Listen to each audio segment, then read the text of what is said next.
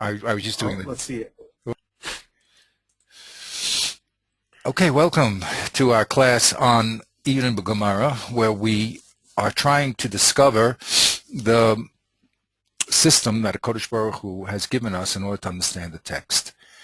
And we said that those systems are the keys to understanding what's written, and that's really the Torah Shabbat Peh.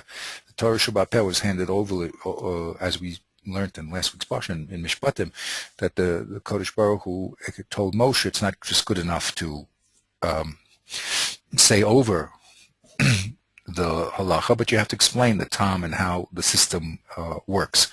So what we're trying to do is understand that system, and I call this little section inside out. Now, normally inside out means you're doing things the wrong way, but it's, of course, I like to have a play on words. So inside out in my use is going to mean like this. And normally people like to go from the outside in. That means they read the Gemara. Of course, they read the Mishnah of the Gemara, and then when they have a problem, they go and look at the Pesukim. So they, or another level is you read the Shulchan Aruch or you read the Mishnah Berurah, and then you know what to do.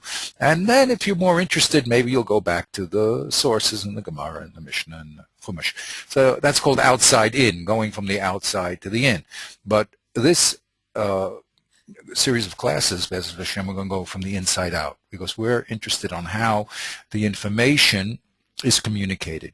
Of course, you want to do the mitzvahs. That's why you're going to learn halacha. It's a separate entity, just because you have to know practically what you have to do. But we're trying to understand how that halacha was communicated by the Kodesh Baruch Hu. So we have to start with the Chumash itself. We have to see how our Kodesh Baruch Hu expresses himself in the Chumash, and how that Torah Shabbat Peh that he handed to Moshe Rabbeinu and to all the people is going to explain how to actualize the Chumash. Because we said that the raw text itself will not give you the proper concept. Like it's an eye for an eye, tooth for a tooth. It looks like if someone damages someone's eye, you take out his eye. So the raw text, or it says Hashem put his hand in Mitzrayim, it looks like Hashem has a hand. So not all the time will a raw text give you the right information. So the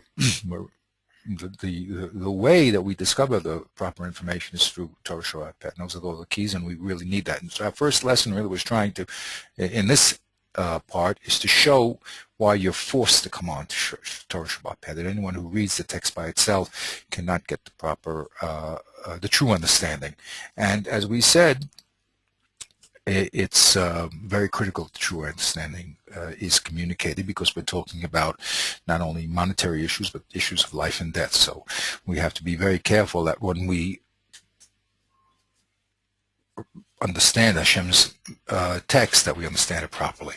Okay, so I determined that there's 6 levels that we're going to discuss. Okay, in our path to understanding the halacha. Okay, oops, I just went off that page where I didn't want to. Okay, those 6 levels are going to be the level 1, which we're dealing with now, is the Torah. Then we're going to look at the Mishnah, level 2. Then the Talmud, the Gemara, level 3. Then the Rishonim, and finally the Shulchan Aruch. Not finally, but the Shulchan Aruch, and then the later authorities, all the way down to our generation. That's our plan. So we have to look at the text itself. Okay. Now, in this little class, we're going to try to discuss 6 aspects of the Torah, the written Torah. First, we'll look at the text itself. Okay, then we're going to divide, in step 2, we're going to divide the text into case and law. We're going to see that the way that the Torah expresses itself, the Kodesh Baruch Hu expresses himself, is that he gives us a certain case, maka ish umes, if a man, for instance, hits another man and he dies, and then he tells us the law. What is the law in that case? So we started doing that last week, and we understood that the Torah likes to present a case, maka ish umes, a man hits another man and that man dies, and then it tells us the law. That's the 2 basic units that the Kodesh Baruch Hu uses in expressing his will to us. Okay, now in the other classes that we have, which explain Derek Tfunos and Dr. Gemara, we have a deeper analysis of case. Okay, now a case always involves actors. Again, we have a play on words. So we use in the common language the word actor as someone who's acting on a stage. But I'm using it in its prime text. An actor means a person who's doing an act. Okay, so we always have some act that we're doing. Now, in the Torah, we either have acts that we're doing, which we call mitzvahs. We have acts that are our responsibility to Kodesh Baruch Hu, and we have acts that are responsibility to man. Okay, those are acts, positive acts. Then we have actions that we're not supposed to do. Okay, those are lo sases. We're not supposed to do certain things in relation to Kodesh Baruch Hu. We're not supposed to do certain things in relation to man. So when we're looking at the Torah, in any section we're looking about, we have to first define who the actors are. And that's when we said the first thing is the case and then the law, well, who are the actors in that case? So we're going to, in stage 2, we divided case into case and law. In stage 3, and that's what I'd like to bring you briefly, because I can't really go through all that whole lesson, but briefly just to explain that the Ramchal looks at any actor or any subject in 24 different aspects. So we'll briefly look at those aspects, okay? And then we're going to apply to our case and ask ourselves the question, who is the actor here? Okay, what is his name? I.e., is he a man? He's a woman? Is he a katan, a minor? Who is the actor? What action is he doing? Okay, is he murdering someone, Rahmanas, or is he damaging someone? And then we want to know to whom is that action being given? Who's the object of that action? Okay, is it again a Jew, a non-Jew, a man, a woman, a child, a navel, which is a child who is still in before 30 days or even in the womb? Okay, so who's receiving those actions? And that will be our first level of analysis, okay? Because as we said, whenever you have a case, you have to identify who are the actors in the case, what are they doing in the case, are they doing something to someone else or receiving an act, okay? And then what is the consequence of that act, okay? Is the person damaged? Is the person, does the person die? So that's the analysis we're going to do. And we're going to use the Ramchal to help us to do that, okay? That's the Ramchal will tell us aspects of subjects, and then we'll start dividing our case into what I call the logical actors, who are the actors in the case. And then what we'll do is, after we've got that down, we're going to abstract the text and see the relationship between the cases in the Chumash, why the Kodesh Baruch Hu present the material in the way he did, and then finally, which we probably won't have time to do all this, we'll probably take a class 2, we're going to look an introduction to the next level, which is the Mishnah. But I'm going to use Rashi because Rashi is talking on the Chumash, even though we're skipping a level. But here, what we're going to do in that level is we're going to look at one text versus another text. We're going to compare those texts, especially when the two texts seem to be giving us the same information. So we're going to compare them, and we're going to see how, through the comparison of these two texts, first of all, we're going to be observant Jews, observe the differences, and then we're going to see why those differences are significant. What do they add to our knowledge of case? So Bezat Hashem, that's a pretty big mouthful. There's a lot to accomplish. And if it takes 2 or 3 classes or 1 class, whatever it does, that's as long as our point here is understanding and communication and clarity. Okay, so that's the general overview. Let's get on with the actual study. Okay. Here, stage one, of course, is just the raw text. Now, of course, the raw text is this is not really raw because we already have, as we mentioned, nekudot in the text. Okay, we all broke them down to different pesukim.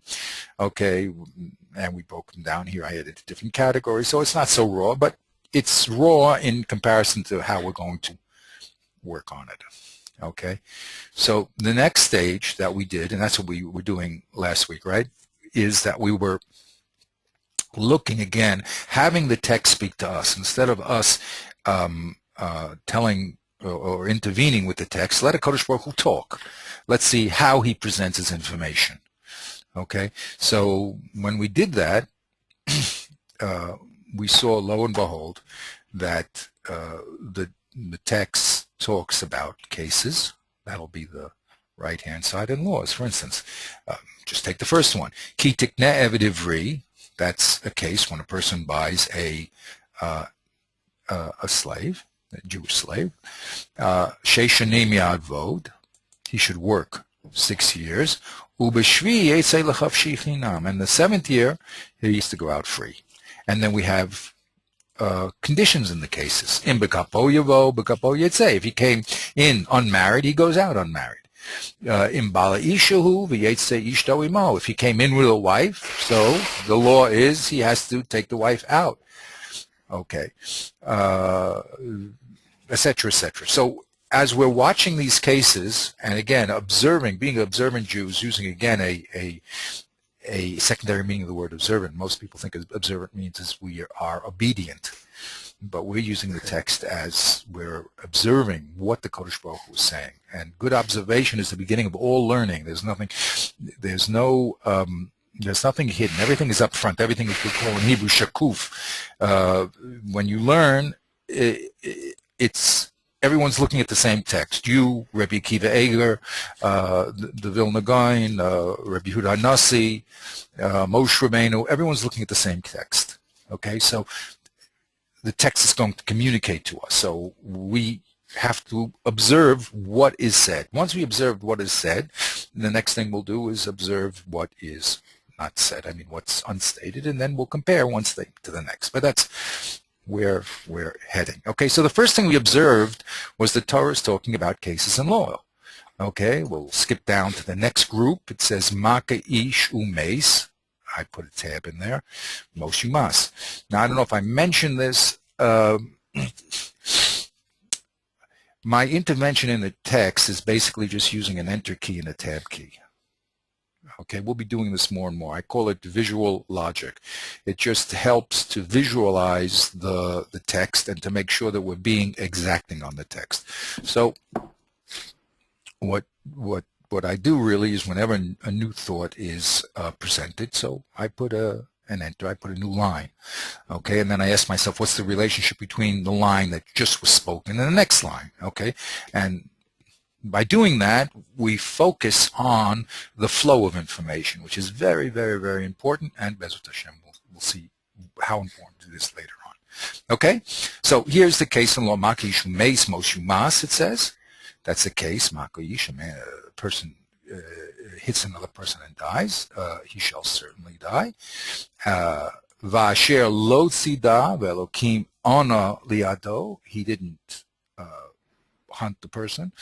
Hashem just presented the person to him. V'samti l'cha makom asher yanu shama. If that happens, that he didn't want to murder the person. He was driving the car and Rahmanas, the person jumped in front of the car by accident, whatever it is, so then he has to go to Gullus. Okay, he has to go to escape. V'ki yezid ish al re'ehu lahargo ba'arama im mizbechi tikachen alamus. If he purposely killed his friend, so by craftiness, so you have to take him off the Mizbeach and kill him.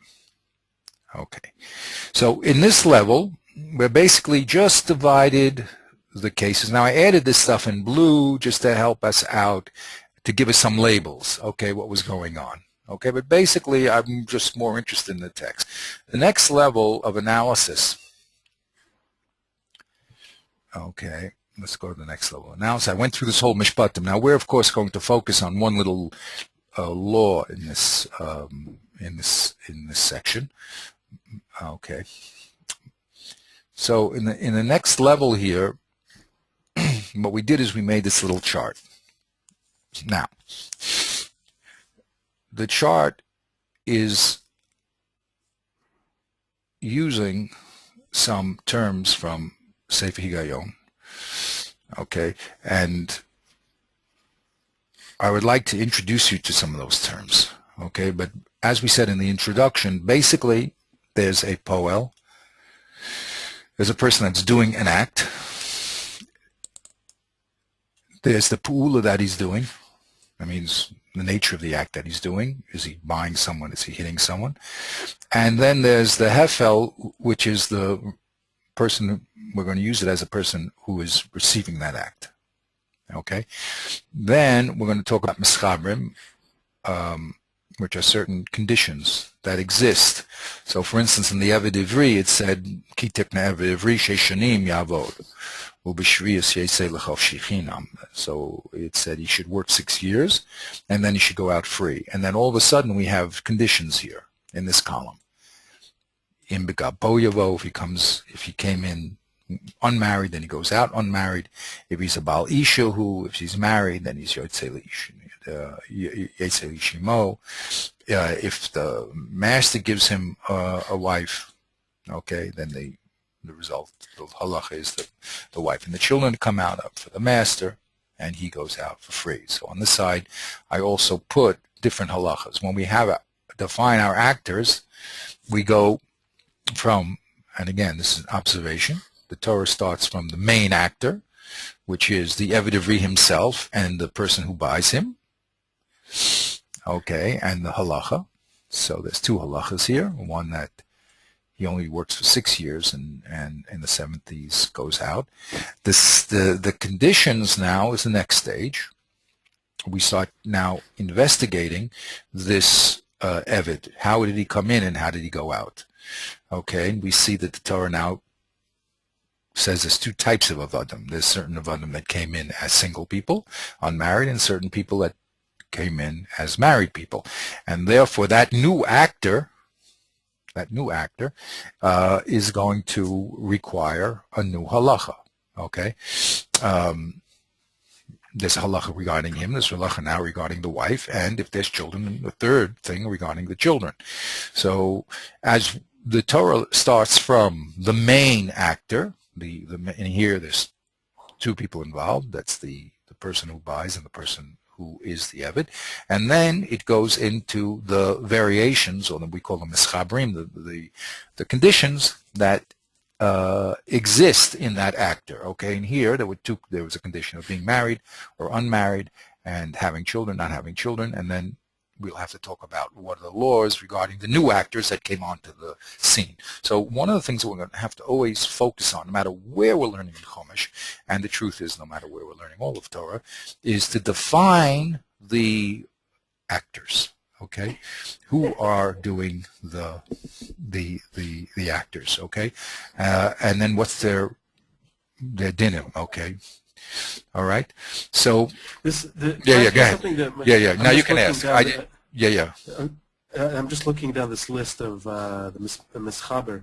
Yeah. It's not. I thought initially that there would be conditions that apply simply to the actor, to the poel, but I see some of them actually apply to the peula. Down the list, like v'meis, right? Maka ish v'meis. Right. So it's not always, these are qualifications. Very good. Excellent. Qualifications can qualify anything, right? It's not just a poil. Right. Now here, very interesting. Now, you're asking, as usual, very good questions. Here, I changed this word mischaber in the next level, okay, to the word misubav, okay, because in the level that we're talking about, down to that level, okay, all right, okay. We have to go through all this. I might get a chart. I have to send it to you, and you just can investigate it yourself and make. Okay, all right. This is another level of abstraction, but that's not really what I was interested in here. Here, okay. I see. Now, this is Okay. right. Now here, I changed mischaber to mesubav. I was more interested now in our case, because our case now is, we are now going to be talking about the action of damage. Okay, we explained, or we asked at least, why did the Torah, when it talked about mishpatim, began with Eved Ivri, when really the body of the halachos that are brought here are really about people damaging other people, or people damaging property, or their property damaging property, or through a passive negligence, people or property being damaged. So we asked before why Eved Ivri. We gave some answers, but again, what we're focusing on is the observation. Okay, now once we have a good observation, you can be guaranteed that what you saw, Moshe Rabbeinu saw, and what the Vilna Gaon saw, okay, because the observation is never going to change, because the text is a text no matter what generation it's looked at. So if it's a proper observation, then someone will explain to us why. Okay, so here, since we are, that was just a whole big talk about why we started with Eved Ivri, but really what we're going to focus on in our class about Inside Out here is the damage part, because we're going to go into the Baba Kama that talks about the damage, and we're going to get into a local law that's mentioned here. Okay, so when we focus on the damage, the person doing damage, before there was a person buying something, but here's a person that's doing damage, so we're going to talk about what's the result of the damage, and that's why I changed this from the conditions, which are also important, to the result. That's what I'm going to focus on here. So here in this part, we're going to talk about the action that was done. The person who did the action again, that's going to stay the same. His action, what it was, okay. Who was the receptor of that action? And then we're going to look at the result, okay. What happened? Did the person die? Did the person get wounded? Okay. All right. Now, conditions are very, very important, but when I looked at this text, what I saw was these four breakdown. Okay, so now this is a level of abstraction. So I'm going to jump to make things interesting to you. Okay, because we have to do a lot of work together, really, and I want you to do the work, but because that'll be really interactive. When you do it and you see it, it becomes even more exciting than it's being presented. But let me jump, which I don't like to do, but I will do, because it's just to show you the relevance of all this. A lot of people say, okay, this is very nice, very interesting, but what is the relevance to us? So I want to show that this type of analysis is directly the type of analysis that's being done, and because of this analysis, if it's done properly, we will be able to see very clearly why each generation must talk. It's not a question of people like to talk and to give great ideas and philosophical understandings of things. This is questions have to be raised in order to clearly understand what's being said. So let's jump here.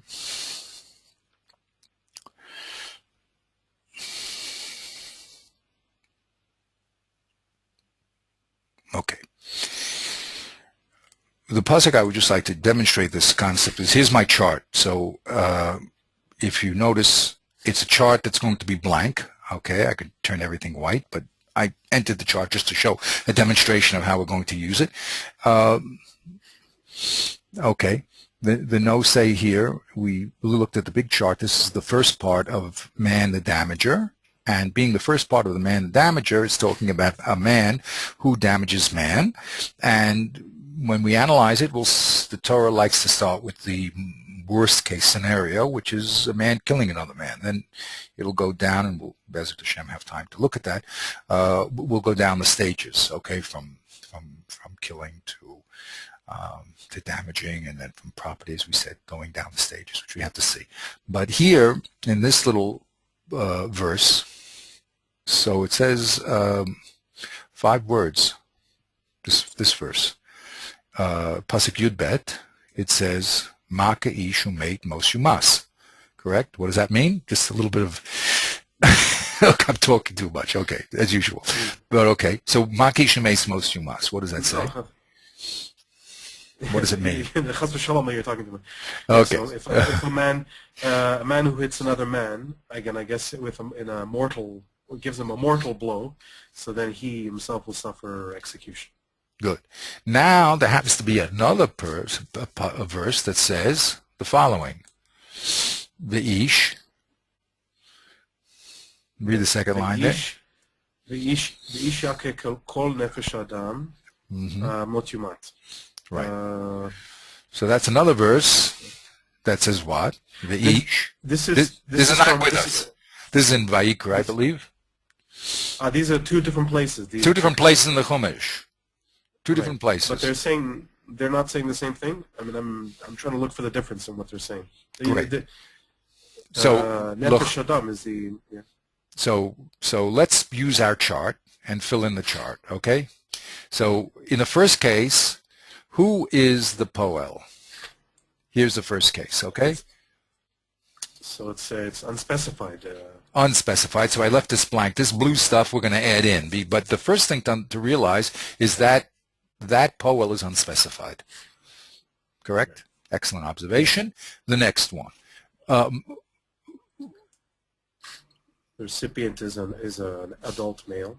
So I put here in the Hefel, I put him, here's the Ish. You see, that's why the chart doesn't run like the Pasuk. But again, I'm trying to understand the actors and what they're doing.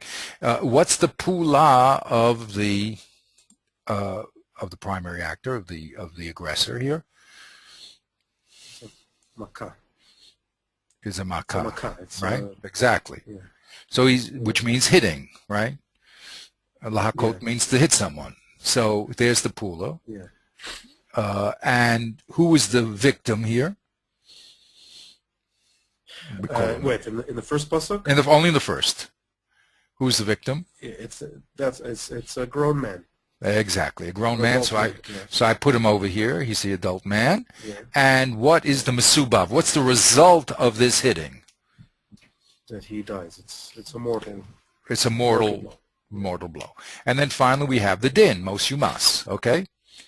So again, if I did it as a PowerPoint presentation, I would start with the chart empty, and then I would ask you to fill it out. But okay. Best laid plans of mice and men. Okay. So let's go. No, I'm actually very excited to present this because you have to see the significance of what's going on here. That's what I'm trying to show. I'm trying to show that, I mean, people read a lot and they read quickly, but they're not trained to read precisely. And all of the learning is based on preciseness, as we say in Dr. Gemara. Diktuk haloshen, being precise in the language that's being used here, is the beginning of all learning. If you don't, we say in the computer world, garbage in, garbage out. Okay? If you read poorly, then you're going to understand poorly. Okay? If you read accurately, then you'll understand accurately. That's it. Okay, so let's look at the next pasuk and fill in our chart. The next pasuk says, "Ve'ish ki yakeh kol nefesh adam mos yumas." Okay, start from the beginning. Who's the poel in this pasuk? Okay, so here he is like he's identified as an adult. Exactly. So here, a important piece in the player, let's say, was added. In the first pasuk, we don't know who this person is that does the pu'ula of hitting, and now in this pasuk, it fills that information in. Okay, so it says ve'ish. Good. What's the pula again? That this ish is doing? Same It's all pulses, no change, just a question of ki yike. Okay, that could be important, a condition, but as far as the pula, it's hitting. It doesn't change to anything else. Okay. Who's the victim? any human being. Right. So now that's a change, correct? Right. Because the other pasuk, the victim was an ish, Right. and now it's kol nefesh adam. So there's an expansion of the concept here. Okay. So I guess besides obviously it means an expansion of gender and of age, right? Is there anything beside gender and age? Very good. Fantastic. You see? Now, through your observation, you came to the proper understanding. Okay, and we're going to see that being played out right in front of our eyes. Okay, but the beginning of good science and good learning comes from being an observant Jew. Proper observation. Observation is the beginning of all of what's science. Science is you observe properly and then you make conclusions from those observations. So we're doing the same thing. Very good. Okay, in this next pasuk it said V'ki yishayed kol nefesh adam kol nefesh. I said most you must. Okay, now does it tell us what the result of this man hitting all the nefesh is? No. What happened to the victim? It does that. Well, it would be. I mean, it doesn't say, but it since the execution is death. So I mean, usually it would be weird to hit somebody and deserve the death penalty, and when they're not dead. So. But anyway, I mean, it doesn't say. It doesn't say. So that first thing is an observation. It doesn't say. Now, when reading quickly, the mind fills in what we call kashas, right? It automatically fills in the gap as if they were there. Now, sometimes it's true, and sometimes it's not. So we have to be careful. Again, scientists, proper Talmud, proper learners of Torah, that when we add something, we have to be, hey, wait a minute, I just added that in. How did I add it in? You said beautifully. Since the death penalty is there, it must be that the person killed the other person, right? What are you going to do with hitting the father and mother? It also has a death penalty in there. Right. Okay. So not mukhrach, but okay. But at least you are conscious, and this is such an important part of this is the second important rule. The first rule is to observe properly. The second is to be conscious when you add to what the text says. Just make a note of it. Slow down and say, look, I added that in, and this is why I added it in. Now, if it's true, it's not true, but at least I know that I added into the text. Okay, now let's look at, which really this is stage 2, but again, I always like to show the whole picture and then go into the details, because if you get in the details, sometimes you don't see the whole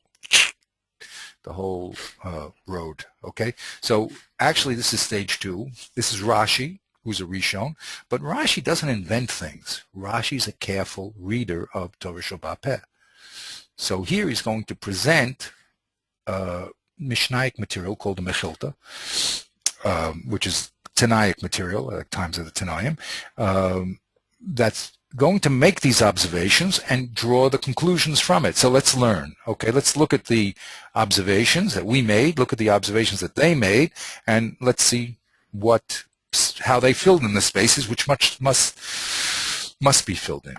Okay, so rule number 3, 4, 5, I forgot another important rule is that the Torah doesn't waste words, right? The rule, just like Hashem gave us 10 fingers, each one has a specific function, and even now what scientists thought, like the appendix and the tonsils that they were removing wholesale, all of a sudden they find, wow, that really does have a function. It's part of this very secret, antibacterial part of the body. Okay, so when it comes to the Torah, Hashem doesn't waste words. So here, the obvious problem is that he has 2 pesukim that seem to be saying the same thing, right? Yeah. If a man kills another man, he's going to die. So now, why does it's two different books, but again, a very important thing to know, it's the whole Torah is one unit. The whole Torah is one unit. So we have to understand why these two Pesukim are given to explain one simple halacha. Okay, so let's see what it says here. Okay, so I want you to take over. Are you okay? Yeah, I'm good. Is this what are we reading now? This is Okay, Rashi? now this is Rashi. What we're reading now is Rashi, and Rashi's bringing a Mechilta, which is a Tanaic literature. That's the Mishnah people. Okay, so those are okay. So let's. This is Rashi on Chumash. This is Rashi on Chumash. Okay. This is Rashi on Chumash. Now Rashi on Chumash has a problem. And it's not his problem. It's a very old problem. Okay. Let's read what his problem is. So first of all, he makes a statement. Yeah. Okay, go ahead. Yeah. This is, and I'm sorry, the first pasuk is from where? From Shmais? Yes. The second one from Vayikra? Okay. Yeah. Okay. So, kama ktuvim ne'emru beparashat רוצחים, ומה שבדי לפרש למה באו כולם אפרש. Okay, so Ktuvim. So how many verses do we have? There are many. You said commas. Okay. That's it's a statement. That's not a question. Exactly. Okay, so so there are a number of verses that we have that deal with murder, and what is at hand? What is at hand that needs explanation? Is why Umasha biyadi leforesh, what I have in my hand to explain. Okay. Is why they come. I don't know what he means by. Okay, he says this. Articulated. Uma shebiyadi leforesh. Yeah. What is in my hands to explain. Lama bo kulam. Why are all of them necessary? Eforesh. I will explain. Okay? Okay. What comes to my hand, in other words, what I have studied, I will explain, because Rashi is bothered. You'll see it's an old problem where the Torah doesn't repeat a sentence, doesn't repeat a word, doesn't repeat a letter. And here it seems that the information is exactly the same. So Rashi has to say to you, you know something? One of my jobs here is to explain difficulties in the text. So here we have a seemingly repetitious text, so I have to explain that difficulty. And you know something? It's an old problem, okay? At least I'm sure that Rashi saw much more than we see. That's no question about it. So he says, but whatever I could, I am going to explain. Yes, please. I was just going to ask you about this phrase, umash beyadi lefaresh. Is he saying that whatever is in my hands that was handed down to me by tradition, or whatever is within my mental powers to analyze, or both? Both, really. But basically, there are places where both the tradition and his mental powers could not come up with solutions. Right. Okay, so Rashi. There's no words to describe how great Rashi is. There really isn't. There really isn't. I mean, once you learn Rashi, and again, I do this to slow us down and to clarify the points. You realize how much he knows and how he's able to express so much in such few words, in such a simple language that they say children can read Rashi. But of course, encoded in that Rashi is loads and loads of learning. Okay, so a person, and this is one of the miraculous things about Torah, by the way, that you could read the surface level and think that you're understanding, and you are getting a certain amount of information from the surface level, but hidden in that surface level is tremendous amount of depth. Okay, and it's all there. It's like today I was at a these people make, for these articles that I write. Anyway, they make a little eye to watch the road and to warn you if there's things, So inside that little mechanical thing is a whole world, of technology. It took them 12 years to develop, Or if you look at a computer, it's been taking years for people to develop this type of stuff. Now, when you look at the Torah, the same is true. What we see is the tip of an iceberg, and we understand the little tips, and we say, okay, this is what it's talking about. But there's a whole world underneath there of learning, and the remarkable thing is that the Kodesh Baruch Hu can communicate with us and give us the information in a way that we can understand it and then go down level and level to the depths of it. That's remarkable, because usually if you go to a class in advanced physics, well, you have nothing to do there. You don't understand the basic terms, so I might as well just leave. Whereas everybody just reads the Chumash, even Goyim, and they get ideas from it, which is quite remarkable. And our purpose here is just to show that that's only stage one. Stage one is proper observation, but then you have to go to the depth. So let's look at this text, okay? We have the two Pesukim, seem to be saying the same information. Rashi saying, I am now going to, what I can do, I'll do, and he's going to bring to us a text from Sanhedrin. I thought it was Mecheltat. It's incorrect. Sanhedrin, Pei Dalet, okay? So in Sanhedrin Pei Dalet, what does it say here? It starts here. So okay, why does it say, yeah? Yes. Go ahead, go for it. I don't know what it means. Why does it use this language of okay. Of a man hits, a man is hit and he dies. Right. Because it says in Vayikra, so now it's referring to, now the Gemara is already comparing the two psukim. Right. Ishki yakeh kol nefesh adam motumat. Now look at that's very interesting. So why do we need this pasuk in light of this other pasuk, right? It seems that the information is the same. Yeah. So why does it have to be said? Maka ishum meis lama nemar. Why did it have to be said? Now we're going to tell you why it has to be said. Lefi shedema ve'ish ki yakeh kol nefesh adam mos yumas. Okay, that's very disturbing. Okay, my wife's picking that up. Good. Okay, so let's see what goes on with it. Okay, it says now, Lefi, since it says the second pasuk v'ish ki yakeh kol nefesh adam mos yumas, right? From the second pasuk, go ahead, Shemei ani. So Shomeani hakab lo mita. So I would derive, I guess, from this pasuk that there's hitting going on without death necessarily. Now, why would I derive that? Here's the pasuk. Why would I derive Because it's not it? explicit, right? Exactly.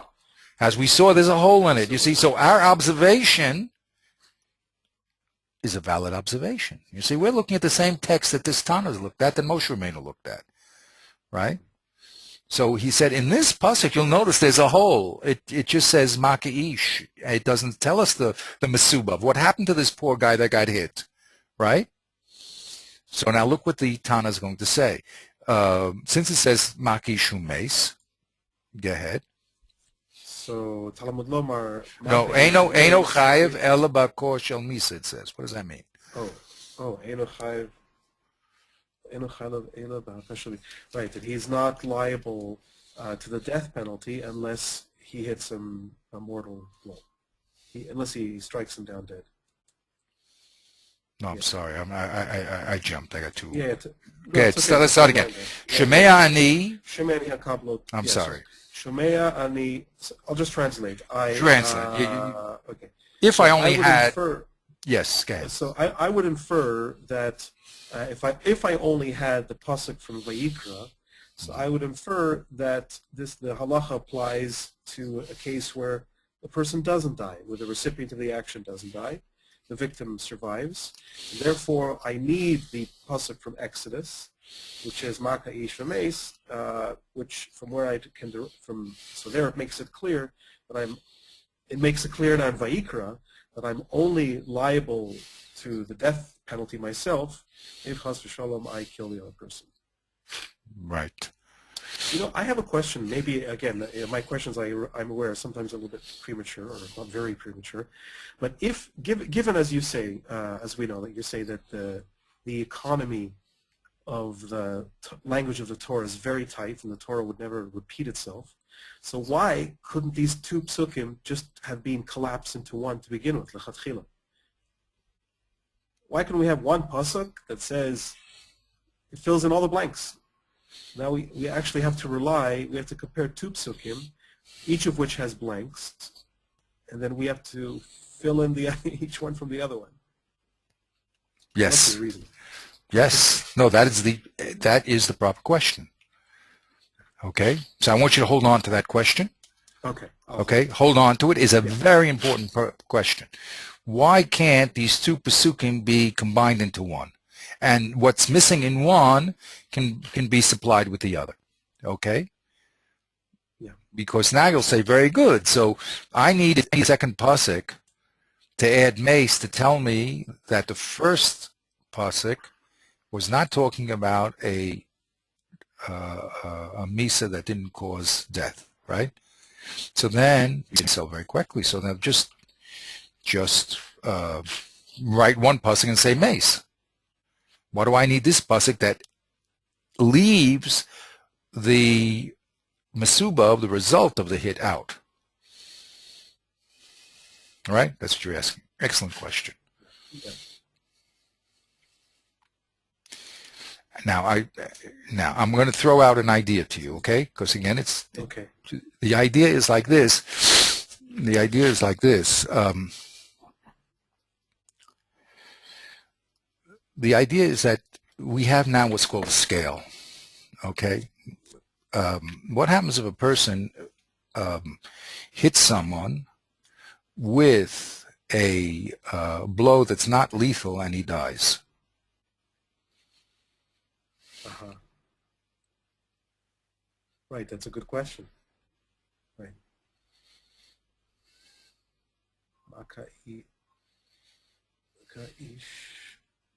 It's interesting. In other words, which pasuk would that fit in? Would that fit into? Look at this lashon. Yeah. Eino chayev ela hakor shel misa.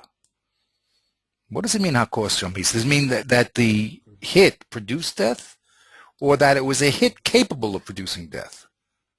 Mm-hmm.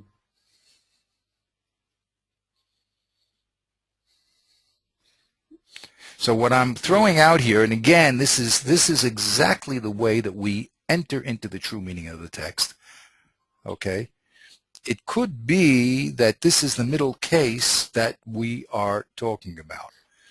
Okay? In other words, it could be that we require a lethal blow, and if the blow was not lethal, in other words, say he hit him with, I don't know, with a bamboo stick that normally doesn't cause misa. So maybe that would not produce the result. So there is a type of hitting that could produce the result of death, which may not get the penalty of mos yumas. Okay, so to answer your question again, very, very briefly, I mean not with the tremendous amount of study that it requires, is that it's in between the two pasukim we're going to create a scale. We're going to create a scale between a person dying, a person not dying, and the power of the hit. How hard does the hit have to be? Okay, so that's a real quick hit, and it's uneducated and it's unthought about. But to answer your question, by showing none and one, we're going to create a scale which will produce the middle cases, and we'll see that better as we go along. But that's you understand what I'm trying to say. If I only had one case, I could not produce the scale from all to nothing. Okay, by showing none and all, then I produce that scale, and then I'm able to draw the line in between. Okay, let's go a little weiter. Actually, yes. I mean, go ahead. I love that because I love it because it completely confirms this idea of economy, because you would have, if you really wanted to spell things out, you'd have to have three psukim. right? Yes, But this exactly. way, now you have three ideas in two psukim. So actually, it's highly economical. Right. Did you ever do, what was that called, interpolation? It was a long time ago that I did trigonometry, but there was a thing called interpolation, which was basically taking two numbers and finding the midpoints, okay? So that's what we're going to gain here, as you said. And then once we have three, we have to have 4, 5, 6, 7, 8. So it's the highest form of economy to show 1 and 0, and then in the middle case in between. Let's go a little further and let's see how that works out. Okay, number 2. Okay, number 2, ve'im ne'emar maka ish. So if it is this if it had said maka ish. Yes, if the pasuk only, if we only had the pasuk that said umaka ish, okay, And so not the vayikra.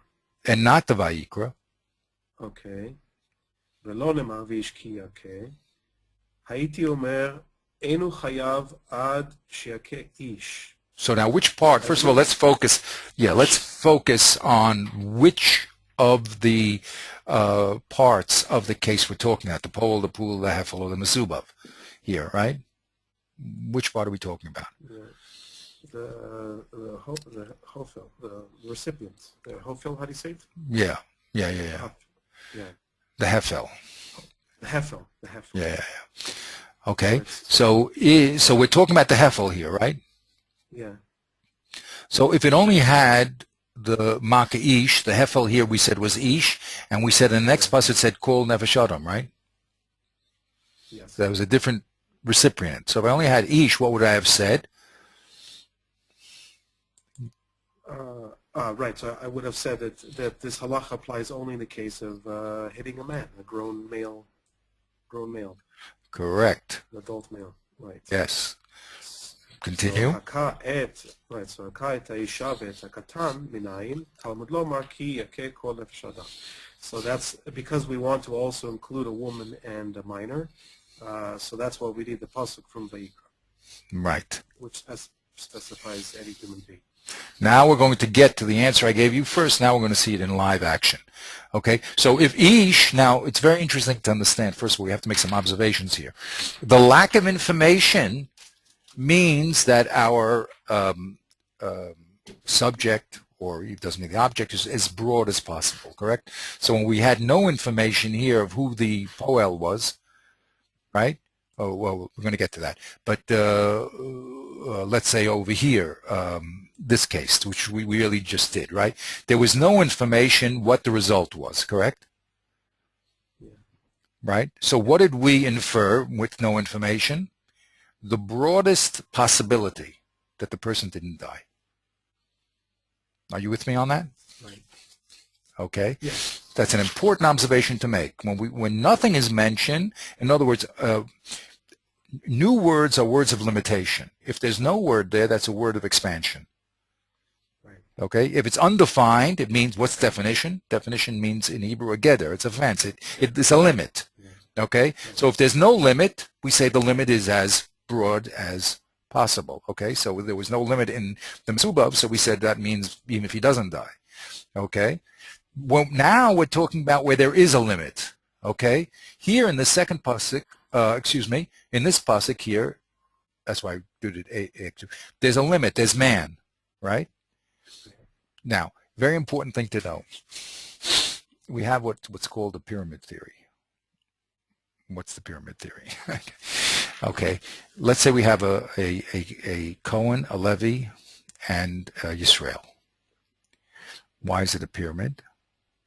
Because normally, what we presume, the Cohen, the one with the least, let's go from the bottom up, the ones with the least constrictions is the Yisrael, right?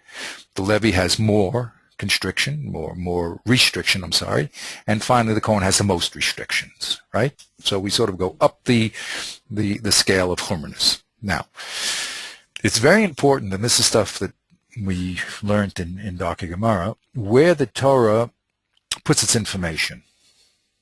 What does that mean? If it tells me that something is mutar to a Cohen, it's permitted to a Cohen, what can I infer about the Levi and the Yisrael? Yeah, it's kal v'chomer. Kal v'chomer must be for them.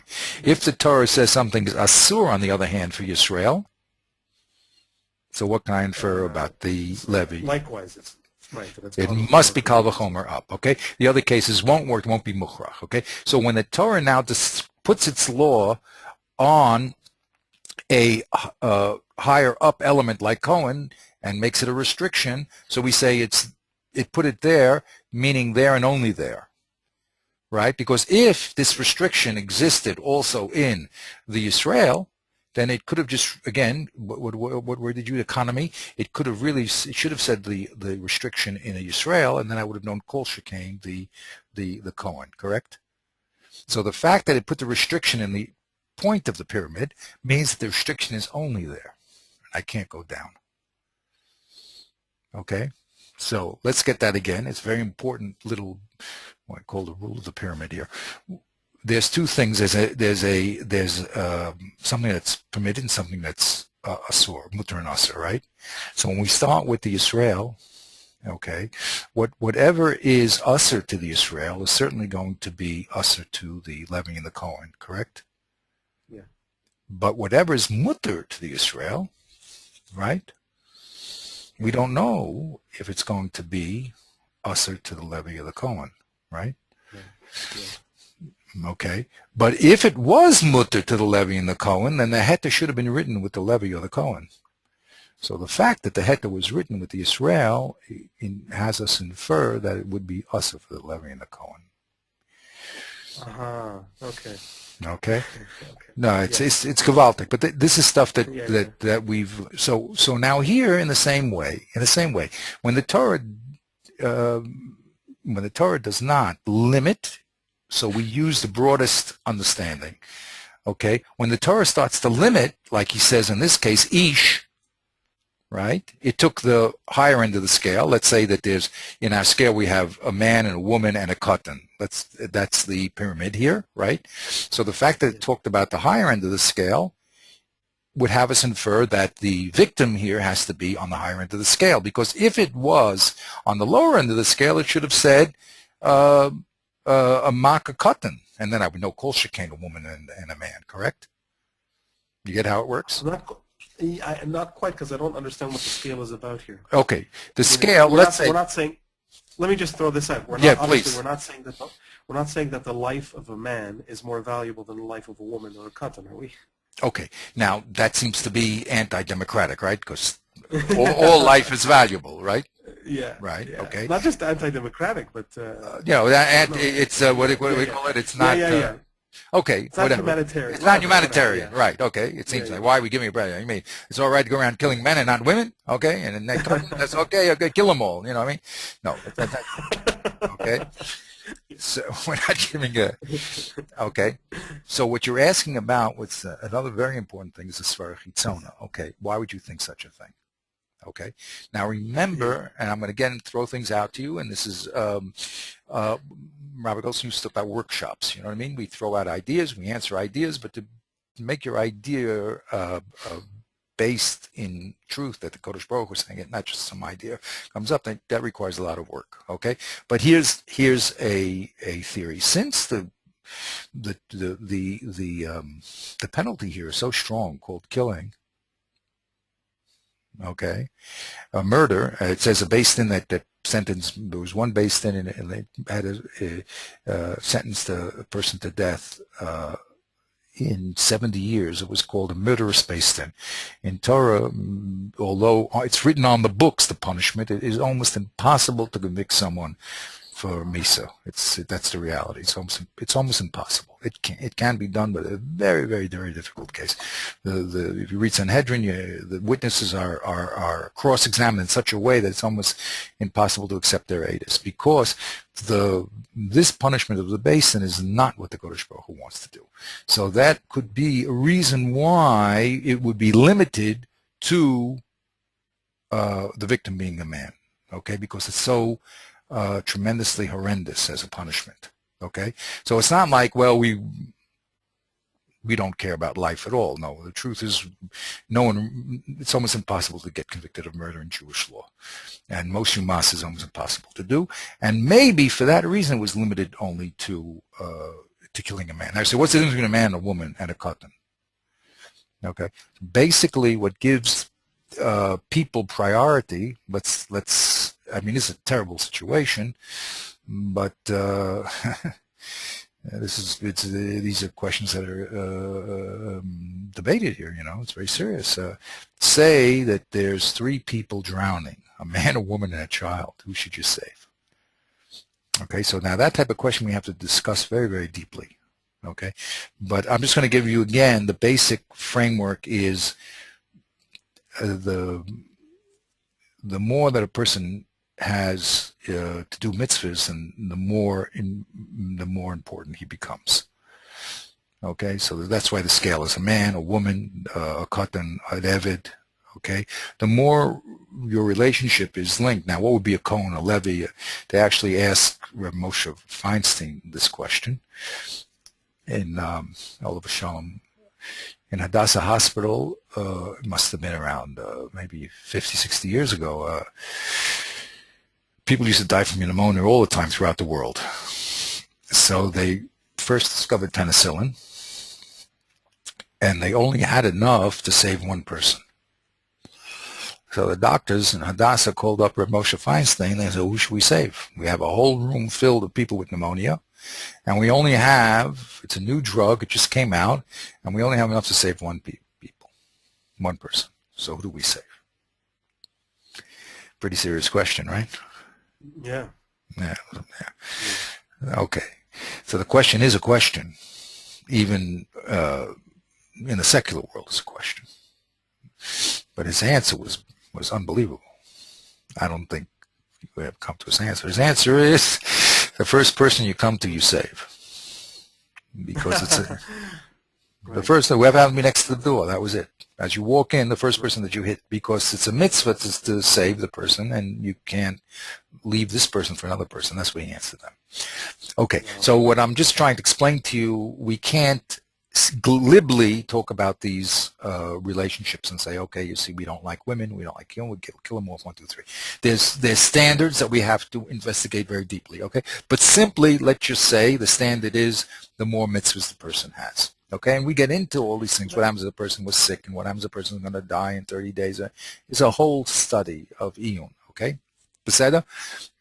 I would have. But the point here is, in the learning, Yeah. let me just say one point. The point here in the learning is that it says ish. If it meant anybody, it should have said katan. That's as far as the learning, without the righteousness of it, let's say that, entering into it, in the pure logic of it, okay, if it meant that the person, the victim was a katan, then it should, let's say, a child. It should have said a child. If he's going to get misa for killing a child, then certainly he'll get misa for killing an adult. Yeah. Okay, so in the technical aspect of it, in our economy of presentation, talk about the lower end of the pyramid, and on the kolshkin, the higher end. So there's an indication here that the higher end of the pyramid is meant to be dafka, and we're only going to kill someone. We're not condoning him killing a wife or a katan, but we're saying maybe this terrible penalty of death only occurs when he kills the top part of the scale. Okay. Now we're going to Actually, see. Yeah, go ahead. Could it actually, unless I'm misreading it, it seems to privilege the katan and the woman. Why? Because I mean, because if you look at just Vayikra, I mean, this is one possible way of reading it. I would think is that if you're going to hit a man and kill him, then you deserve death. However, in the case of a child or a woman, even if you hit them and don't kill them, you will deserve death. So that's another interesting. Okay, that's another interesting inference there. Okay, but that's not being made. Okay. So again, when we go into the depth of this particular halacha, we have to open up the study and do exactly what you're doing and say, well, why is it that they didn't take that alternative? Okay, and that's really what the learning is all about. But in this level that we're trying to do, I'm only trying to show the significance of defining the poel, the pula, the hefel, and the mesubav, and to show that this is a key to learning itself, not because I said so, but because here we have Rashi who's bringing a Gemara that says so. Okay, so let's go, and I want to answer your other question too. This idea of the polar case is showing us the middle. Let's see if we can get to that. Okay, so here it says Makish. We said V'ish ki yakeh Haiti Omer. I could have said Eno chayev el shiakeh ish. Okay, so now we have Vayikra. Continue. Haka es ish v'esakatim. And how do I know if he killed a katan or an isha? And we explain those things. How do we know? Omar. How do we know that a woman and yeah? What does it say? Right. So we learn from Vayikra that from Kol Nefesh Adam, the afilu katan, the afilu isha includes a man, child, and a woman. Right. Good. So you were going to ask me. So then say that in the first place, right? Why do I have to say ish if really it's kol nefesh? In other words, let the pasuk say when a man kol nefesh. Kol nefesh. That's what you asked me with the other case, right? Now in this particular one, the Torah is going to the Gemara is going to address itself. Now look at this. Not this one, but the yes. Look at this. Va'od. You see this va'od? Ilu nemar makaish. Ilu nemar. Yes. Ilu nemar makaish. If it had said makaish, I guess, and not kol nefesh adam. Right. If we had only shmois, shomei ani afilu katan shehika. No, this is a different. This is a different one. Okay. Yeah, let's get again by doing this system. We'll get what it means. Yes, get shomei ani afilu katan. So even a katan who was hit and was killed, he would be chayav. No, even if a katan who hit and killed. Wait, but why makaish only refers to the recipient, doesn't it? Ah, very good. You see now, because I have my chart here, we can see who it refers to. What does the pasuk says? Makaish mace, right? So you're thinking that they're talking about the recipient, but notice that this is a hole here. We said, who is the makaish mace? Right, who did the hitting? Who's the poel?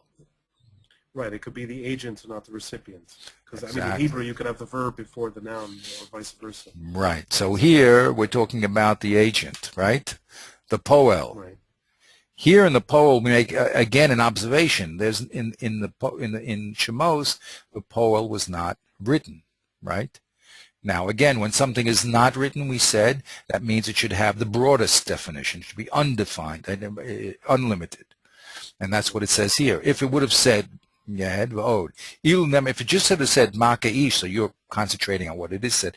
I taught a person that had a very big problem with inference here, you see, because you have to understand it's talking about makaish, and that's correct. You would think that the ish is the problem, but it's not the problem, because it says shemei ani afilu katan sheko v'haroget yechayev.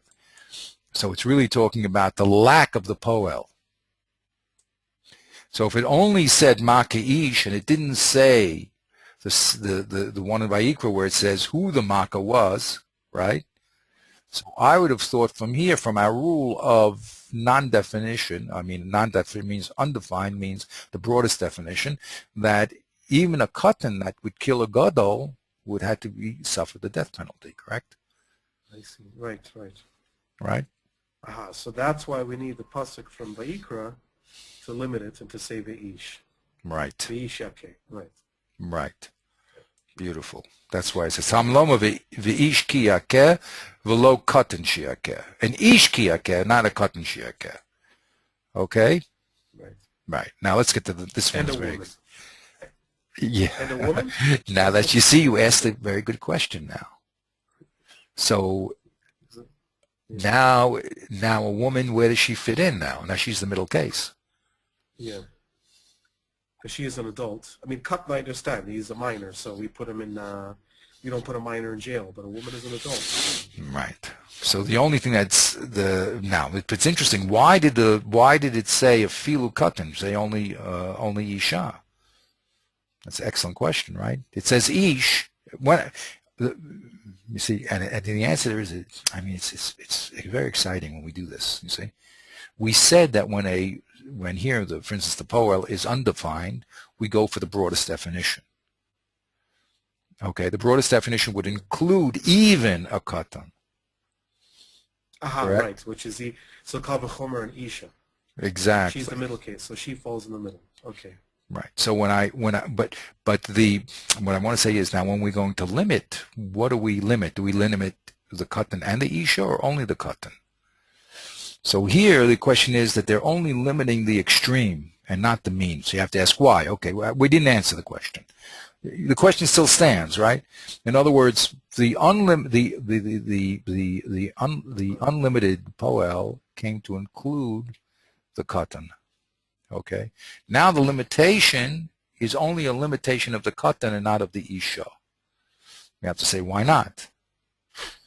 Okay. But again, we'll investigate. We have to again when we do iyun, these are the type of questions that you have to present to understand, and that's the next level of understanding here. We have to lead the Rishonim, and then we have to be involved in those questions. It's not like these people didn't see that. That's why I objected with this idea standing on the shoulder business. It's not only about standing on the shoulder. The people who wrote this text in front of some hill, they knew exactly what they were saying, but they were not going to write down any more Torah Shabbat than they had to.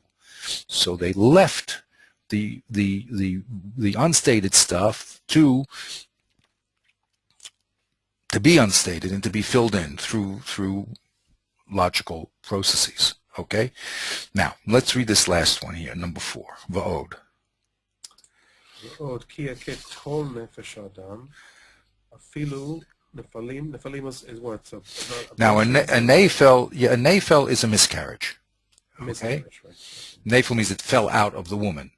Okay? Right. All right. So,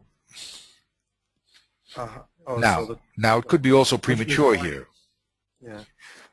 Well, the question is this a question here? In other words, why does it say kol nefesh ish? And the answer is that to include a miscarriage. Yes. Oh, no. Sorry. Go ahead. No, it's saying that Talmud Mamaka ish, so to exclude a miscarriage. Right? If I only had kiyaka kol nefesh adam, what would I say in the case of a miscarriage or a premature birth? Let's say that way.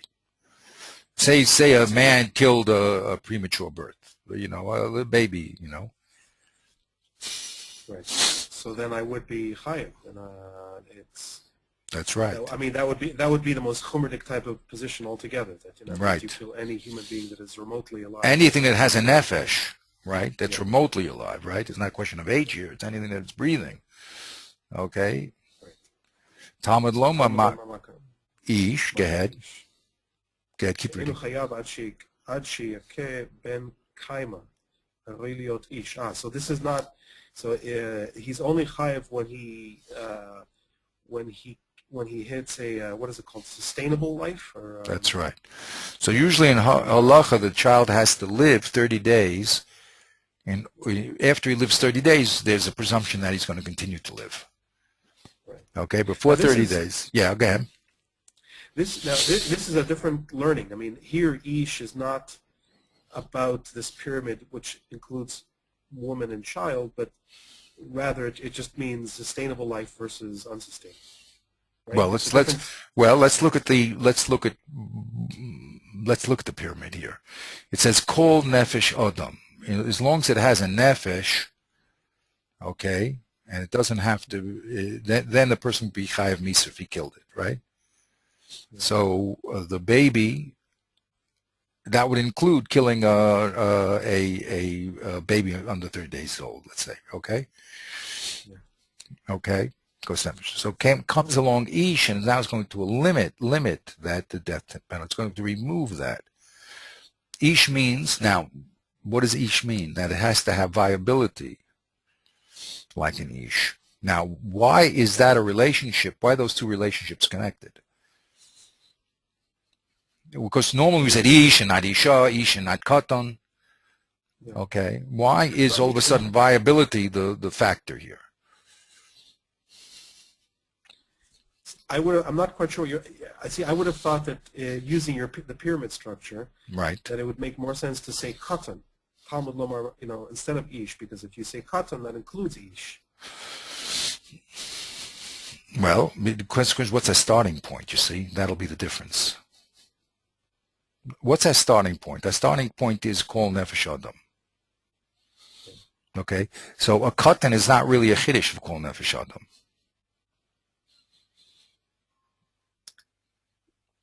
Okay. Yeah. You know what I'm saying? The Yeah. ribui, that means the inclusion here, is talking about something that has a nefesh.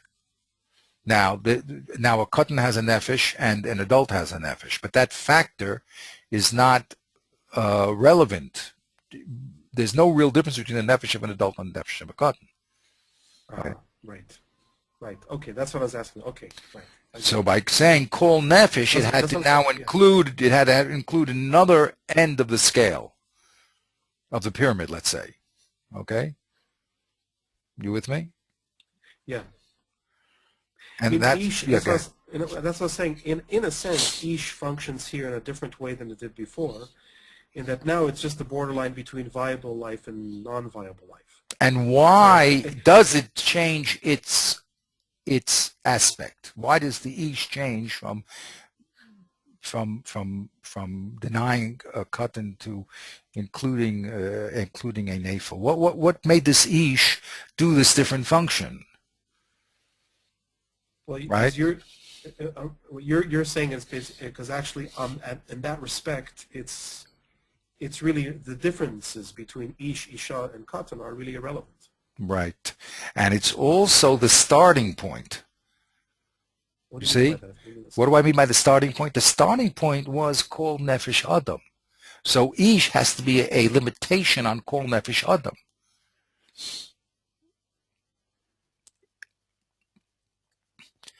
Kol Nefesh Adam as Ish in this aspect of, in other words, we start with the point of Kol Nefesh Adam. And Ish has to be a limitation in that aspect. So to talk about a Katan or an Isha, right, has nothing to do with our starting point, which is Nefesh. You with me there? I'm not being clear enough. I'm not, because I don't. What do you mean? Why not? Why wouldn't it be? Because the age has nothing to do with a nefesh or not a nefesh. Nefesh and not a nefesh is a question of life and death. Age and sex has nothing to do with life and death. The katan, which is an age problem, and the woman, which is a sex problem, has nothing to do with viability. Nefesh, which has nothing to do with the nefesh. But Our starting point, the pasuk spoke. Our starting point was to say that every nefesh that's killed will produce the din of chayav misa. So now, when I have a limitation, it has to be a limitation based on that starting point.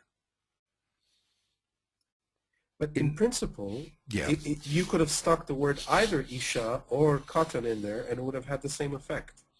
In other words, look, you're right. It could have had the same effect. You could have put an Isha in there, okay? But by putting Isha or Katan, okay, it would have damaged some. It would have been damaged of some other problems. You would, right. That makes sense. Yes. Yeah, that's what I'm saying. That this fourth point here, the word ish functions differently. I mean, even as you underlined on the very bottom line, the she'enu chayav ad she'ika ben kaima. So really, ish, we're really talking about a ben kaima. And it's just the most convenient way to say that is ish. But really, strictly speaking, logically, anything is a ben kaima. A woman is a ben kaima, and a katan is a ben kaima. That's correct. So then why talk about ish? Right, that was your question. As you're saying that, so it would have effects, negative effects on other derivations. Right, exactly. If I would have said isha and not ish, then that would have said, so why is the victim here as a woman? Right. Okay. Which is another important rule. We have to go from. We learned quite a lot of things here today. Quite a lot of things. But another thing is we'll go from the common to the uncommon.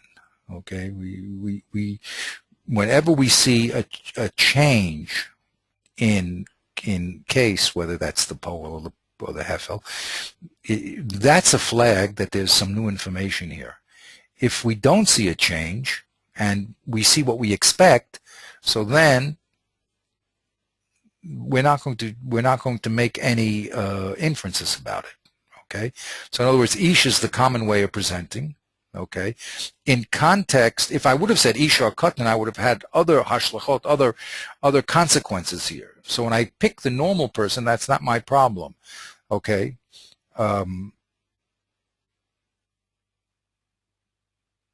Except we did say that by choosing him, and this is where the interesting came up, we said by choosing ish, our first thing was that maybe it wasn't the katan or the isha, right? That was our first situation here. We said maka ishum no. We said maka ish v'lo nema v'ish ki yakeh haiti omer that it's maka the ish, not the woman. So the ish also has certain hashlachot here that are not so good. Okay, so now we're talking about the next stage of iyun, which is the balancing of these forces. Okay, which we're not going to discuss because it's too deep for our discussion at this point. I mean, we have to think of that, but that's the next stage of the discussion. After we know the information that's being presented and how it's being presented, now we're going to ask your type of questions, you see. Now, why can I change one of these variables? Will I still get the same message or not? Okay, so that's a deeper level of the discussion, but that's where you have to go. Okay, and if you can produce that level, then you have a chiddush there. There must be some other message being brought up here. Okay, but for our intents and purposes here, I just wanted to show that, number one, by using this chart, it focuses us into the two basic, number one, in red here, the two basic issues that we have to always discuss, which is what's the case we're talking about, what's the law, okay? And number two, in the cases that we're talking about, we're going to have to define who are the actors in the case, and what the actions that they're doing, and what's the result of those actions, okay?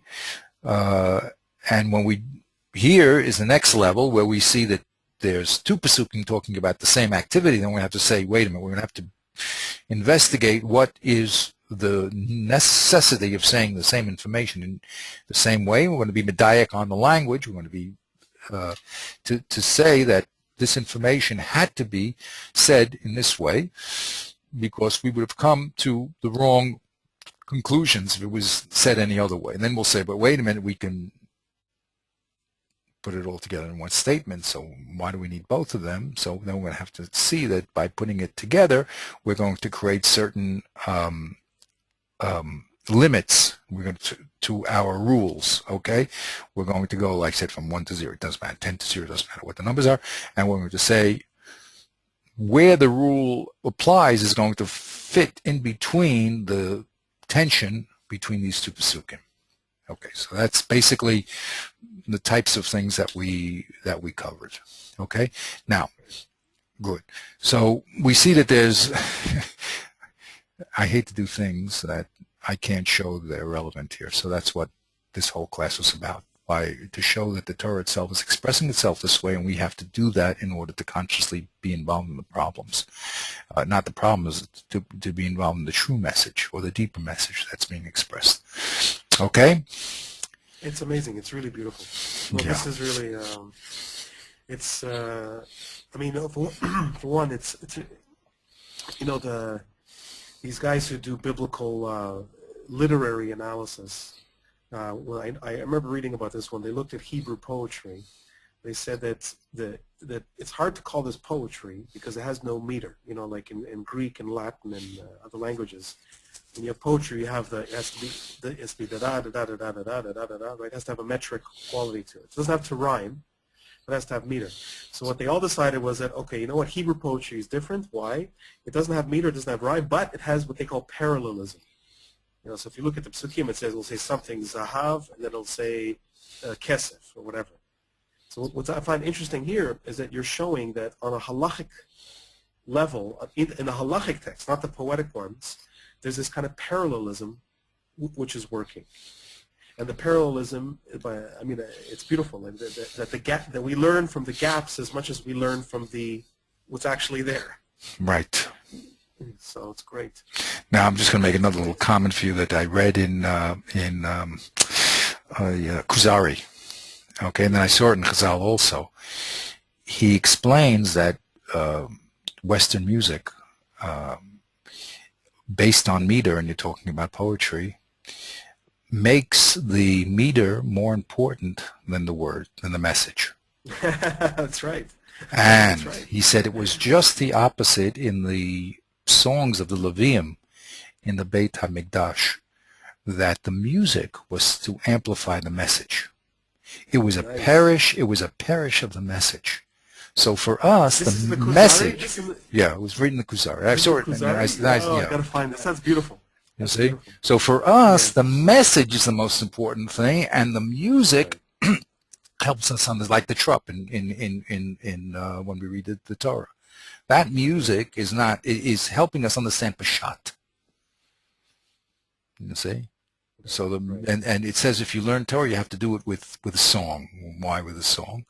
Why we like to sing? We like to the Asper Shiva band. I mean, but no, because the words are communicating a message that if you don't have the tune, then you don't know if it's a difficulty or if it's a solution to a difficulty or it's a question or if it's an answer. So to help us understand the message, you have to have the music. You see? But the message is the most important thing. And with the Goyim, it's just the opposite. With them, the meter is the most important thing. And the message, of course, can't be nothing. Okay, I say something, but if I ask you what's more important, it's the meter. You know what I mean? Right. You say not the message, because then Even if you don't go that far, then you don't even just to say that the meter compromises the message, I think is already far, because to say the Torah, in other words, would never compromise the message for meter. It would never allow. It would never pollute, or the message with anything. Right. That's great. Because you're imprisoning. You're imprisoning the message by saying everything has to be da da da da da da da da. Yes. Okay. Yeah. Exactly. So this means that this parallelism that we see happening here between these two psukim in Shmos and Vayikra, it's not just a nice little parallel. It's actually part and parcel of the message itself. Exactly. It's not just a decorative, Right. Yeah. Nice. Right. Now, the other thing there's a lot to learn here, because there's another dynamic. This is a dynamic between two pasukim, but there's another dynamic which you alluded to, which is called svar chitzona and pasuk. That means if without the Torah, what you would have said, and then what is the chiddush of the pasuk? Okay, what new information is it deriving? Now that why do I say attention? Because sometimes the svar chitzona wins and sometimes the pasuk wins. What do I mean? When it says that Hashem put his hand in Mitzrayim, so literally the pasuk says that Hashem has a hand. But since the svar chitzona says that Hashem doesn't have a hand, so we move that to the figurative stage. Mm-hmm. You with me? So there's what does that mean, svar chitzona? What does that svar chitzona means what I would have held if the Torah didn't speak, or if I didn't have any other information. Okay, in other words, put it this way: I've had all the information except this pasuk. What would I have said? That includes not only common sense, but all the other pasukim. I want to be clear about that. Okay, so svar chitzona means if I didn't have what was written here, what would I say? Okay, because what's coming here is to tell me new information. We said economy. There's no 11th finger, only 10. Okay, so it's a new information, but the new information only comes when one sees the tension between the old, without the pasuk and with the pasuk. You understand? But the pasuk, if I didn't have this pasuk, what would I have thought? That's called the svara mibachutz, the outside svara without this pasuk, and then now the new tension that this pasuk brings, which now produces a new message to the old message. Now, sometimes in the fight, the new message wins. Sometimes the old message wins. It says, for instance, don't take ribit, right? Don't take interest. Okay, so one person, said to me, "What's wrong with that? Money is just another commodity." Okay, and we're not just talking about money that kills the other person, but you're not supposed to even take a penny of interest. And it's just another commodity. What happens if I sell potatoes, and what happens if I sell money? It's the same thing. What's the difference? You need money, and that's a commodity, so I'm selling it to you. Yeah. So I said to him, the pasuk says Greyecha. This is a merit that we give to people in the club. There's no reason to do it. It's a special benefit that we do to our brothers. But really, you're right. There's the goyim could take. There's nothing wrong. I'm not killing anybody by taking ribbis. So it's a plus. So the what I'm trying to bring up here is the tension between the Sfar Chitzon and now you also brought it up when you said, wait a minute, how could you ever say that when the victim is a man, right, that then you get the death penalty. But if it was a woman or cotton, not so bad, you don't get death penalty, okay? That's called Sfar Chitzon. Again, in your, without the pasuk, you would never would have said that there's any difference between a man, a woman, and a cotton, right? Yeah. So now, how come the Torah, why would you have a Havamim, even though that's not going to be the conclusion? Okay, that won't be the conclusion, but why would you even have such a svara that you have to eliminate? Okay, now all these questions that we're bringing up is talking about the very heart of learning. This is Can what, I ask you, does this, yeah. So if we translate, I don't know if that's a good translation of svara chitzoina as, say, common sense, that Okay, now that's, I didn't want to say common sense, that's one svara chitzona. Okay, I'll tell you what. that is one, that's one form yeah. of svara chitzona, but yes, go with it. Go ahead. Does this mean, or does this imply that every, see, in Mishpatim, we say that there's a difference between chukim and mishpatim. Chukim are the irrational mitzvahs or the super rational mitzvahs, and mishpatim are the rational ones. Now, what you're saying, does it imply that even the mishpatim, in their tension with the Sfar Chitzoina, are in a sense they have a chok element to them? Yes. That, in other words, everything in the Torah is revealed, and because it's revealed, because without the revelation, common sense would have taken us in another direction. Yeah. Yeah, that's true. That's true. Oh, wow. So mishpatim are really chukim, ultimately, in a way. Well, chukim in a different sense. Let me give you a mushal to what I normally talk about. Let's say in New York City, they care more about money than they do about environment, and in California, they care more about environment than they care about money. Okay, but just as a funny mushal. Okay, so that's why you'll see in New York City, there's a lot of pollution and smog, and the heck with it because we're making money. And over there in L.A., it's polluted, but let's say in California, they're more about into the beautiful environment. So the heck with the money. We're not going to pump oil because we don't want to destroy the beautiful nature. You know what I mean? So there's different values going into what the laws that are coming out of those different places. Now, why do I say it? There's a certain refinement that the Torah comes to give the Jewish people, which is a refinement beyond what a good goy would have to do. Okay? So that's a refinement. They're not obligated to go to that level. It doesn't mean they should. They'll be Hasidei Olam. They'll do very wonderful things.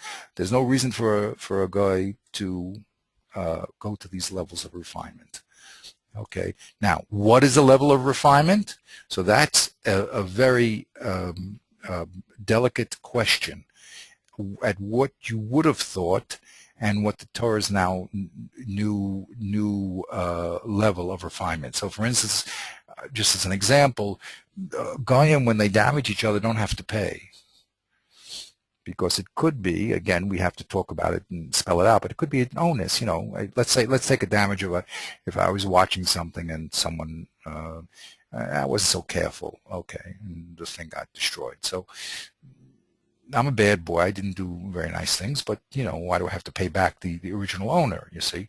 So that's a refinement that the Torah says to us. Now, it so happens that what happened is that when the Goyim took over or, read the Chumash, So a lot of their legal law, I'm talking about at least the Western stuff, really is coming from the Chumash itself. So we don't see the Svar Chitzona.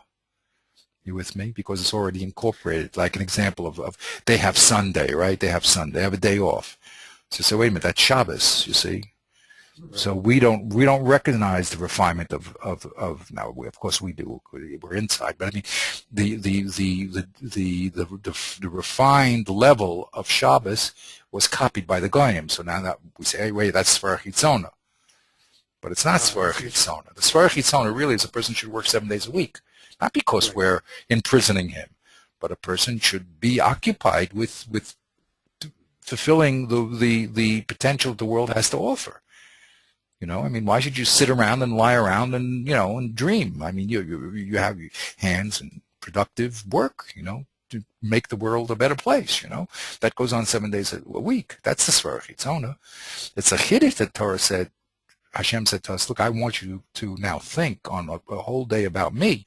Wow, that's a whole refinement. Now, the Goyim, when they take off, all they're thinking about is not being enslaved to work. You see, that's how they're looking at it.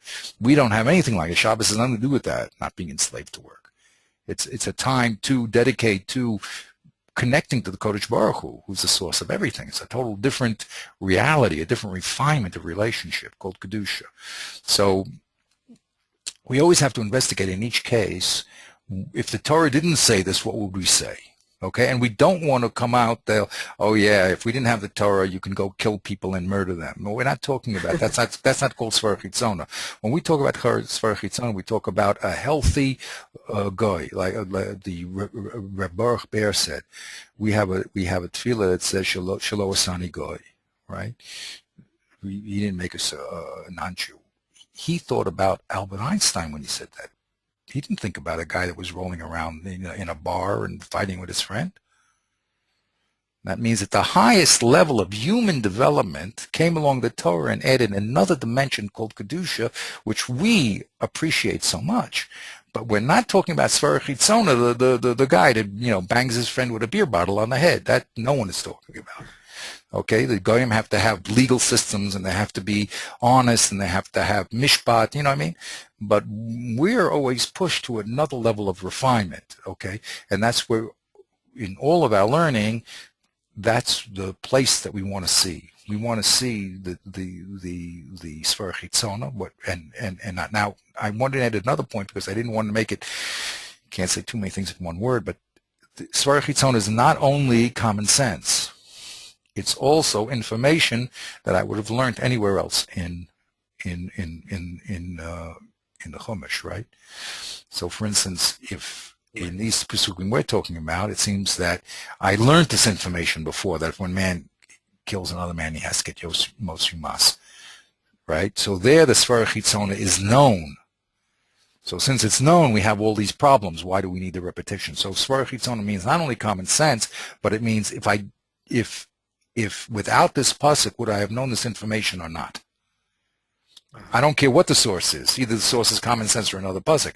So what the difficulty presented here is, even without pasuk number 1 in Shemos, I would have known the exact information from pasuk number 2 in Vayikra, and vice versa. So if that's true, that's Svar Chitzona, meaning another pasuk tells me the same information. So wait a minute, that can't be. So then, what's the new chiddush of having these two pesukim? And then that's what we're discussing. It's only through the dynamic of the two pesukim that we can come to the proper definition of the halacha. Okay. Right. Anyway, we're saying very very important stuff here. You know, I mean, and I wish that when you see, this is what I'm doing. I wish that when I went to yeshiva, that people would have explained these things to me. Yeah. Okay? And I feel that a lot of people who have great minds and could do tremendous things in the world, when it comes to learning, they just don't get it. Okay, you didn't maybe have much exposure, but even people that have exposure, they get very, very odd ideas about the learning process, as if, all we're doing is memorizing a lot of things. Or someone once told me, and we talked about people who were, like went through certain systems, I don't know how well, but it's all a big mess. Well, it's a mess because it's handled from the outside in and not from the inside out. And there's lots of stuff happening under the iceberg that's not being spoken about and not being explained. And because of that, so people either say, okay, it's just the top of the iceberg, I'm happy with that, or they say, well, I can't understand anything, so I'll go and I'll become a scientist or I'll become a banker or whatever, So by presenting stuff this way, my wish is that people will enter the learning process and understand what it's about and then really, really enjoy it. I mean, it's an unbelievable, I say, Kodesh Baruch Hu gave us a Torah. I mean, imagine this, the Kodesh Baruch Hu's ideas are written in a scroll. That's just a mind-blowing, as they say, concept. God, God actually wrote down his thoughts on a scroll that we, hold up there. Now, seeing is believing. When you enter into the dynamics of that document, then you see it's from Kodesh Baruch Hu. Because even the little stuff that we're doing here, they would laugh at you if you did it with Shakespeare. You know what I mean? Because there's nothing wrong about saying the same information in different ways, just to increase the emotional impact of it, And here, every word, every letter, every nuance has a message behind it. And I don't care if Moshe Rabbeinu was 10,000 Einsteins. It just can't be done by any human being. It just can't be, because not in every word this is what's happening. It's not just happening here. It's happening throughout the Chumash, and it's happening on all these different levels. And when you see that, it's called a religious experience. Right. So that's what we're trying to do here. Okay, Beseda. Okay, let's do. You have a little more energy? What's it? We started. You have a little more energy, or we'll cut it here. Sure. Okay. I just want to give you. Actually, maybe I'm. Yeah. You're pretty. I'm feeling a little bit. No problem. Okay, let's stop. No, it's a good place. It's a good place to hold. Maybe. Okay. No, it's a good place to hold. It's not bad. We ready. Let me. Is it too much to ask? Do you have maybe some time Motzei Shabbos? Yeah, let's try Motzei Shabbos. Yeah. Okay. Can, even if you could do an hour, then can we do an hour? Yeah. No, let's do Motzei Shabbos. No problem. Yeah? Because there's a lot to be involved in. That's why another big problem that I had is, as I push people into the system and they progress, and a new person doesn't have all that basis. That's why I have this whole idea now that we're recording everything. Not that I don't know if anyone would ever listen to it, but the point is there's a progression here of concepts that have to be built up. Okay, and it's very. That's just one of the things that has to be done. So I'm trying to present it in a progressive presentation, so you can soften the meter. But once you're on the way, it's like for a new person to pop in. What about all these things we just did? What about all these beautiful principles of the pyramid and of non-statements, meaning broadness and specificity? Where does all that go? You know what I mean? So we're going to build on this. It's only the beginning. This is only the beginning of the stuff we're going to do. But okay, Bekitzer, I'm just telling you that's just a problem in reality of how to present the material. But next time, so let's be at a Motzei Shabbos. I want to introduce you a little to the Derek Tfunos, and I'm going to do it again in ways that it's. I'm going to do it. Even though I like the inside out, I'm going to do it from the outside in. In other words, we're going to do it from the Chumash. We're going to look back into Derek Tfunos, and we're going to see how he gives us these divisions to help us in our careful analysis of the text. Okay? Beseda, have a refuah shlema. Thank you. And so I guess around. You know what this is? Can I just want to say one thing? Yeah, go ahead. You know, I feel like I'm chewing the text here. You know what I mean? The way you describe learning, sometimes it's just that people swallow things without chewing. Exactly. This is why it's why it tastes good. Exactly. Beautiful. A nice analogy. In your mouth. Exactly. Yeah. Exactly. And that's the whole idea. The tom of learning is missing, and therefore people don't enjoy it. The taste. Okay. Well, maybe the next chapter we'll call it the taste of learning. Okay. The sweet taste of learning. Okay. We'll get new ideas. Okay. Beseda. So Bli Neder, we could get together at 10 my time. It's like 8 your time. Is that whatever it is. I mean, that's Nine my time, yeah. oh, it's only 1 hour difference. Yeah, yeah. Okay, no 1 hour problem. difference. No problem with Shabbos. Everything we want. Okay, Bli Neder, we'll see you All most of right. Shabbos. Okay, Okay, great. go Thank to you. goodbye Good now. Shabbos. Shabbos and good Chodesh. Good Chodesh. You have to increase your simcha.